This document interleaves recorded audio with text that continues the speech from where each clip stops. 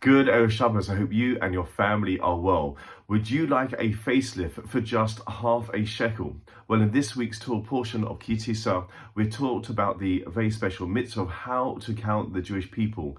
It says Ki tisa et rosh b'nei Yisrael, which literally means when you lift up the heads, the faces of the Jewish people, each person would bring half a shekel, and then rather than counting the people, each half shekel was counted, and then they would know the total amount of the Jewish people. Now, why was this uplifting? Because they had this feeling that they were part of something bigger than them, and it was specifically half a shekel, because the realization by ourselves we're not quite complete, but when we start joining in, standing shoulder to shoulder with the Jewish people, with the community, then we feel a sense of wholeness and belonging, and that is uplifting.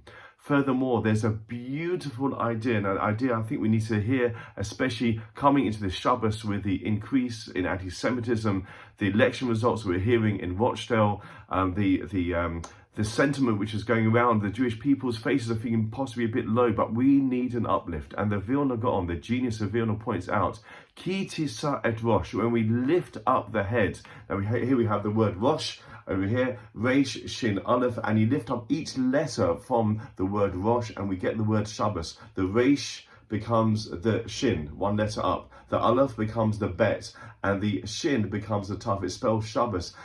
A way that we lift up the Jewish people, probably the most powerful way to lift up the Jewish people, which is the idea of Shabbos. We're about to come into Shabbos now. Shabbos elevates us. It gives a sense of purpose, belonging, mindfulness, a sense of community. May Hashem lift us up as we go into Shabbos, where we lift each other up. Be proud to be Jewish. We are on the right side of history. Hashem is with us despite the darkness around us.